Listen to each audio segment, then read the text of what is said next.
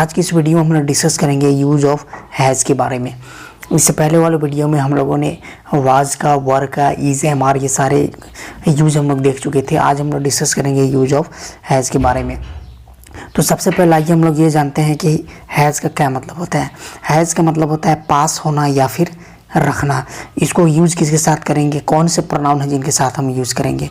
तो याद रखिए हैज़ को हम यूज़ करते हैं ही, शी, इट और सिंगल नाउन, यानी एक नाम रहेगा किसी के साथ तो हम हैज़ का यूज़ करते हैं। इट मीन्स कहने का ये मतलब हो रहा है कि थर्ड पर्सन सिंगुलर नंबर के साथ हम यूज़ करते हैं हैज़ का। तो आइए हम लोग देखते हैं कि अफर्मेटिव सेंटेंस का क्या रूल बनता है। सो गाइज, अफर्मेटिव सेंटेंस का जो रूल बनेगा, यानी कि जो सिंपल सेंटेंस होता है उसका जो रूल बनेगा वो होगा subject plus has plus object. यानी आपको फर्स्ट में सब्जेक्ट लेना है, उसके बाद हेल्पिंग वर्ब हैज़ लेना है, उसके बाद ऑब्जेक्ट लेना है। जब आप इसका नेगेटिव सेंटेंस बनाएंगे तो आपको क्या करना होगा, सब्जेक्ट के बाद आपको डज लेना होगा, और डज लिया जाता है सिंगुलर चीज़ों के साथ। ठीक है, सिंगुलर प्रोनाउन या सिंगुलर चीज़ रहेगा तो उसके साथ आप डज लेंगे। उसके बाद फिर आपको लेना है नॉट, फिर लेना है हैव, फिर लेना है ऑब्जेक्ट। बहुत सारे स्टूडेंट ये सवाल करते हैं कि यहाँ पर हैज़ था तो यहाँ पर हैव कैसे हो गया, जबकि होना चाहिए हैज़। तो देखिए स्टूडेंट्स, ऐसा है, ये जो रूल जो बन रहा है ये बनाया हुआ रूल है। ठीक है, इसमें हम लोग कुछ कर नहीं सकते हैं। यहाँ पर हैव ही यूज होगा अकॉर्डिंग टू रूल। रूल के अनुसार हैव यूज होता है। ठीक है, जब हम लोग एग्जाम्पल पढ़ेंगे तो पूरा समझ में आएगा। फिर इसका इंट्रोगेटिव सेंटेंस बनाएंगे तो इंटेरोगेटिव में आपको डज लेना है पहले, फिर सब्जेक्ट, फिर हैव, फिर लेना है आपको ऑब्जेक्ट। उसी तरह जब आप इंटेरोगेटिव नेगेटिव बनाएंगे तो डज लिखेंगे, फिर नॉट, फिर सब्जेक्ट, फिर ऑब्जेक्ट। उसी तरह अगर आपको WH पॉजिटिव सेंटेंस बनाना है तो WH लिखेंगे, फिर डज, फिर सब्जेक्ट, फिर ऑब्जेक्ट। उसके बाद फिर अगर आपको WH नेगेटिव सेंटेंस बनाना है तो उसके लिए आपको लेना होगा WH, फिर डज, फिर नॉट, फिर सब्जेक्ट, फिर हैव, फिर ऑब्जेक्ट।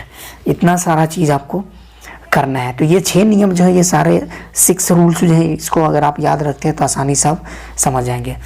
तो आइए हम लोग डिस्कस करते हैं कुछ एग्जाम्पल्स। सपोज आपको अगर बोलना है कि उसके पास कार है तो आप इसको कैसे बनाएंगे। सबसे पहले आप देखेंगे कि उसके लिए, तो उसका का जो इंग्लिश वर्ड होता है, जो प्रोनाउन होगा वो होगा ही। उसके बाद अकॉर्डिंग टू रूल आपको हैज़ लगाना है, तो ही हैज़। उसके बाद जो ऑब्जेक्ट है वो, तो ही हैज़ कार, उसके पास कार है। नेक्स्ट, उसके पास कार नहीं है तो आप लेंगे ही, फिर लेंगे डज, फिर लेंगे नॉट, फिर हैव, फिर car. He does not have car. Next, क्या उसके पास कार है तो आपको क्या करना होगा, डज को बाहर निकाल देना होगा, क्योंकि इंटेरोगेटिव सेंटेंस बना रहे हैं।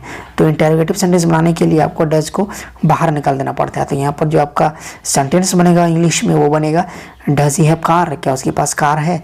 नेक्स्ट, क्या उसके पास कार नहीं है, does not he have car, क्या उसके पास कार नहीं है। क्योंकि ये इंटेरोगेटिव बन रहा है तो इसलिए डज के पास आपको नॉट लगाना होगा। उसके पास कार क्यों है, तो ये आपका WH वाला सेंटेंस बन रहा है। तो पहले आपको लेना है WH सेंटेंस क्यों। WH वर्ड जो है यहाँ पर वो क्यों है, तो इसीलिए इसका इंग्लिश हो जाएगा वाई। उसके बाद आपको लिखना होगा why does he have car, उसके पास कार क्यों है। उसके पास कार क्यों नहीं है तो बनाएंगे Y does not he have car. ये सारे चीज़ें जो बन रहा है ये रूल के अनुसार बन रहा है, जो ऊपर में जो रूल बताया गया है। मिसाल तौर पर ये वाला अगर आप देखते हैं, उसके पास कार क्यों नहीं है तो आपको लेना होगा पहले WH वर्ड, तो WH वर्ड यहाँ पर हो जाएगा क्यों, तो उसके लिए हम इंग्लिश वर्ड लिखेंगे वाई। ठीक है, उसके बाद फिर आपको लेना होगा डज, तो यहाँ पर ले लिया डज, फिर लेना होगा नॉट, फिर ले लिए हम नॉट, फिर लेना होगा सब्जेक्ट, तो सब्जेक्ट में रहा है ही इसलिए ही ले लिए। फिर आपको लेना होगा हैव, तो ले लिए हैव। फिर यहाँ पर ऑब्जेक्ट, तो ऑब्जेक्ट जो मेरा है, तो ऑब्जेक्ट यहाँ पर क्या है, कार, तो इसलिए हम यहाँ पे ले लिए कार। तो पूरा सेंटेंस बन गया मेरा Y does not he have car, उसके पास कार क्यों नहीं है। तो इस तरीके से सारे सेंटेंस आप बना सकते हैं।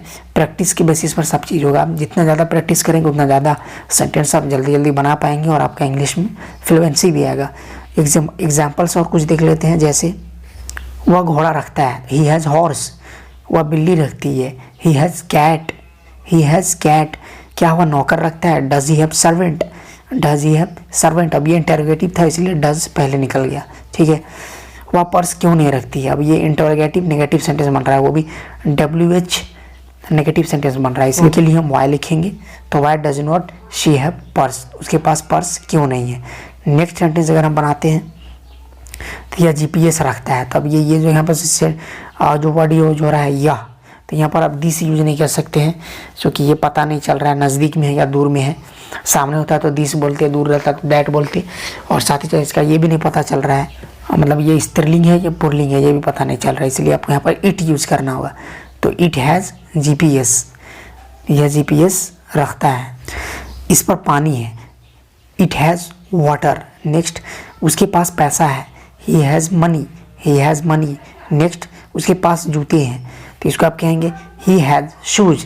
उसके पास ढेर सारी किताबें हैं तब इसको कहेंगे she has a lot of books, उसके पास ढेर सारी किताबें हैं। उसके पास पैसे नहीं है, he doesn't have money, he doesn't have money.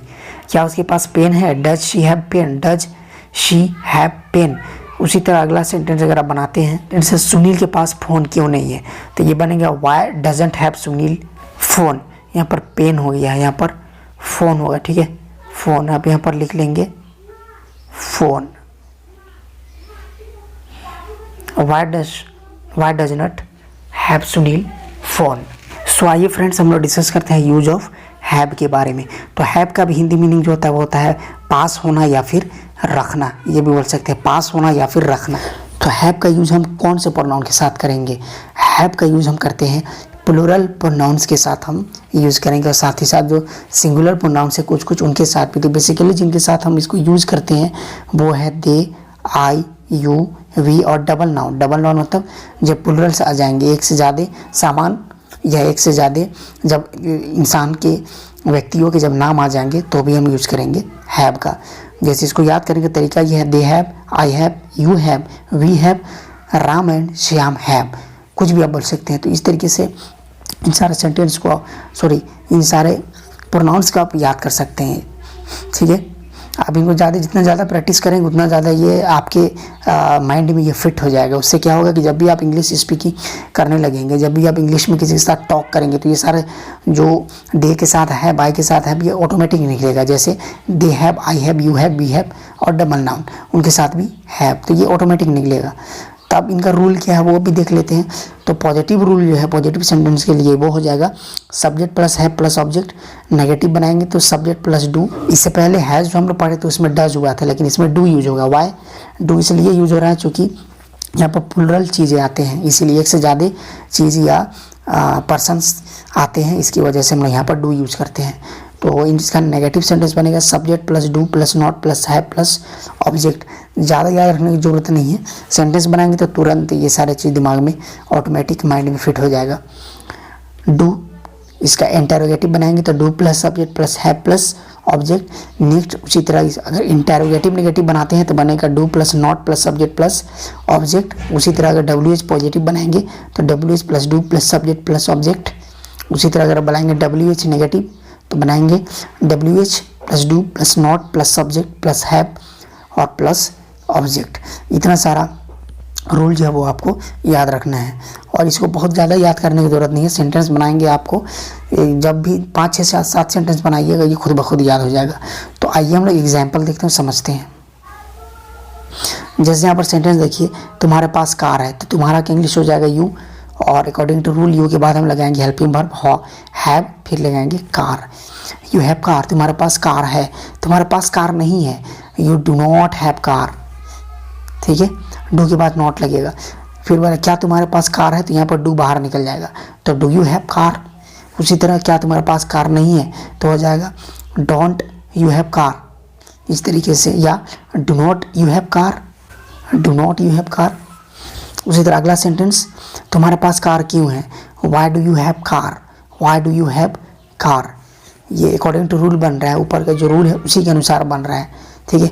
क्योंकि ये इंटरोगेटिव सेंटेंस है तो डू से स्टार्ट होगा, लेकिन ये डब्ल्यू एच इंटरोगेटिव है तो इसलिए यहाँ पर डब्ल्यू एच फर्स्ट में लग जाएगा।